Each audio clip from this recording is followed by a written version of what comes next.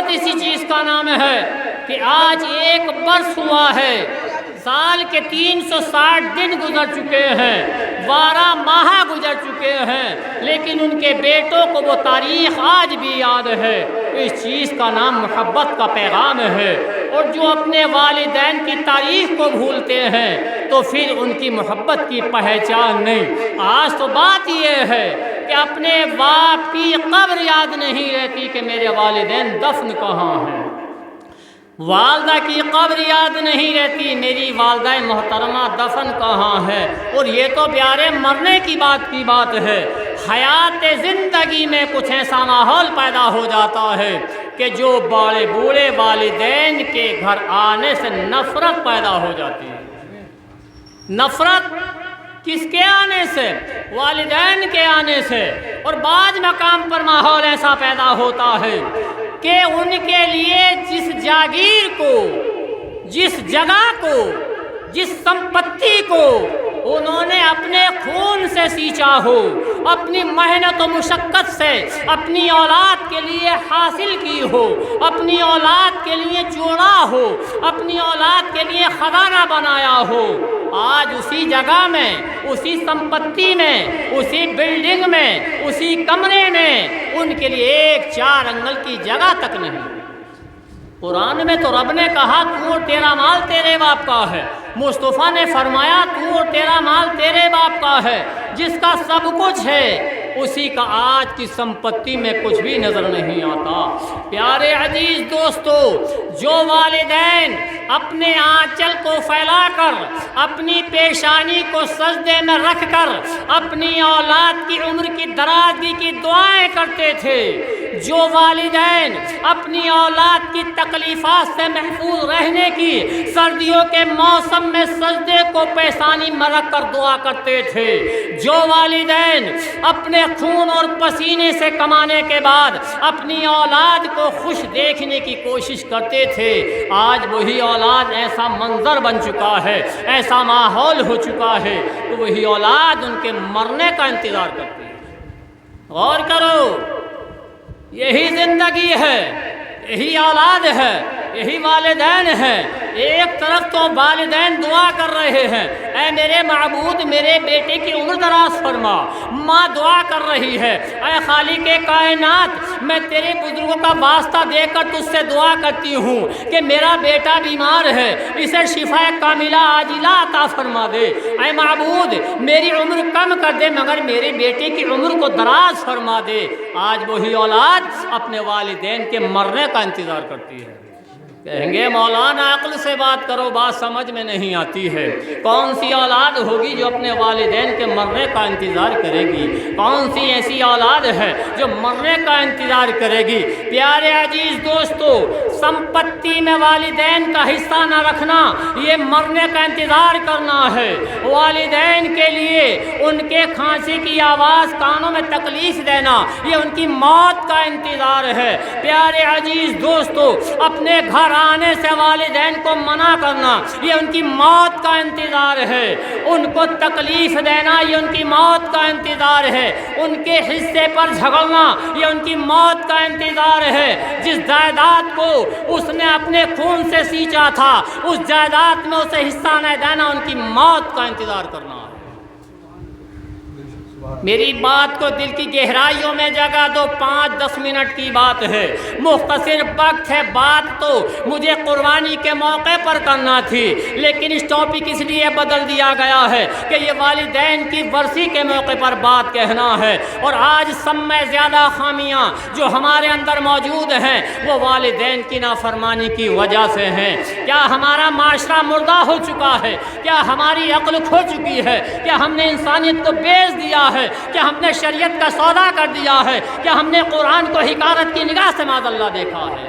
کبھی غور و فکر کیا کہ ماں ہمارے لیے راتوں رات دعا کرتی تھی، آج ہم اس کی موت کا انتظار کرتے ہیں۔ کہو گے کیسے کرتے ہیں؟ تو آؤ میں آپ کو بتاؤں۔ ایک مرتبہ درود پاک پڑھی، اللہم صلی علی سیدنا و مولانا محمد وبارک وسلم وصلی علیہ، صلاۃ و سلام علیک یا رسول اللہ، صلاۃ و سلام علیک یا نبی اللہ، صلاۃ و سلام علیک علیک یا حبیب اللہ صلی اللہ تعالی علیہ وسلم۔ سمپتی ہے والدین کی، جائیداد ہے والدین کی، حویلی ہے والدین کی، بلڈنگ ہے والدین کی، لیکن پیارے عزیز دوستو، جب اس حصے کو، جب اس جائیداد کو 5 حصوں میں بانٹا جاتا ہے، جتنے بیٹے ہوتے ہیں اتنے حصوں میں بانٹا جاتا ہے، تو اس موقع پر بات یاد یہ کیوں نہیں آتی کہ آخر جس مال کو ہم بانٹتے ہیں اس کا حقدار کون ہے؟ یہ غور و فکر کیوں نہیں آتا کہ آخر جس مال کو ہم تقسیم کر رہے ہیں اس کا شریعت کے اعتبار پر، قرآن کی روشنی میں، مصطفیٰ کے فرمان کے مطابق اس کا حقدار کون ہے؟ اور جب ہم شریعت کو ٹٹولیں گے اور قرآن کی تاریخ میں دیکھیں گے تو پتہ چلے گا کہ جس سے ہم مال بانٹ رہے ہیں وہی اس کا حقدار ہے۔ مگر جب بٹوارے کا نمبر آتا ہے تو ماں اور باپ کو بھولا جاتا ہے، پوچھتے ہیں ان کا حصہ کہاں نکال رہے ہو؟ اکثر بانٹنا میرا کام ہے، حویلیوں کا تقسیم کرنا میرا کام ہے، جائیداد کا بانٹنا میرا کام ہے۔ جب بٹوارے کے لیے جاتا ہوں تو 5% لوگ ایسے ہوتے ہیں جو یہ کہتے ہیں کہ ہماری ماں کا حصہ نکال دیجئے، ہماری والدہ سے پوچھ لیجئے کہ 5 بیگھہ زمین ہے، اگر صحیح سے ان کا اخراجات پورا ہو جائے تو ٹھیک ہے، ورنہ پوچھ لیجئے کہ ہم ان کو ساری جائیداد چھوڑ دیں گے۔ 95% لوگ ایسے ہیں جو کہتے ہیں کہ تقسیم پورا کر دیجئے، ہم ان کو ناج دے دیں گے۔ پیارے عزیز دوستو، تم نے فیصلہ کر لیا ہم ناز دے دیں گے، کیا آپ نے سوچا ہے ناز دے دیں گے؟ کب دو گے ناز؟ کہ جب پیدا ہو کر کے آئے گا، اور جب پیدا ہوگا تب آپ ناز بانٹو گے، 1 کنٹل ناز آپ طے کرو گے۔ اب گھر میں اہلیہ سے جا کر کہتے ہیں بوڑھی کا، والدین کا حصہ تو بانٹ لیا ہے لیکن ناز طے ہو گیا ہے، کتنا ناز طے ہوا ہے؟ تو شریک حیات پوچھتی ہے ناز کتنا طے ہوا ہے؟ کہا 2 کنٹل اماں کا جائے گا، باقی ہم کھائیں گے۔ تو شریک حیات کا کردار دیکھو، اس کا ہردے دیکھو، اس کے دل کی آواز دیکھو، کہتی ہے کیا ہو گیا ہے تم کو؟ اپنے 5 بچے ہیں، وہ اکیلی ہیں، تم 4 بھائی ہو، اگر 2 کنٹل دو گے تو 8 کنٹل ہوگا، وہ 8 کنٹل کا کیا کریں گے؟ غور کرو، آواز آتی ہے وہ 8 کنٹل کا کیا کریں گی؟ ارے ماں وہ ہے کہ اپنے آپ کو تکلیف میں رہ کر بیٹے کو آرام میں پہنچاتی ہے، اگر ماں کے پاس بچ چکا ہے تو وہ تمہارے بیٹوں پہ خرچ کر دے گی لیکن خود نہیں کھائے گی۔ پیارے عزیز دوستو، بلکہ پوچھنا یہ چاہیے تھا امی جان ذرا ادب سے بتاؤ، پیار سے بتاؤ کہ تمہارا اخراجات کتنے میں پورا ہو جائے گا؟ اگر تم چاہو تو ہم اس جائیداد کو بانٹیں، اگر تم چاہو تو نہ بانٹیں۔ اب یہ حویلی پڑی ہے، کمرے بنے ہوئے ہیں، جون سا کمرہ تمہیں پسند ہو، جگہ کا جون سا حصہ تمہیں پسند ہو، اس حصے پہ تم قبضہ کر لو، جہاں پر تمہارا جی چاہے وہاں پر بیٹھ جاؤ، ہم وہ حصہ تمہارا ہی تسلیم کر دیں گے۔ پیارے اگر یہ بات پوچھو گے تو تمہارے کاروبار میں برکت ہو جائے گی، زندگی میں نیکیاں ملنے لگیں گی، ماں باپ کی دعائیں تمہارے ساتھ ہو جائیں گی، اور جب ماں باپ کے ہاتھ تمہارے لیے اٹھیں گے تو پروردگار عالم تمہیں اپنے فضل و کرم سے ولی بنا دے گا۔ آج ناز طے ہوا، حساب ہوا کہ ہم نے تمہیں 4 کنٹل دیا تھا، پہلے اس کا حساب بتاؤ۔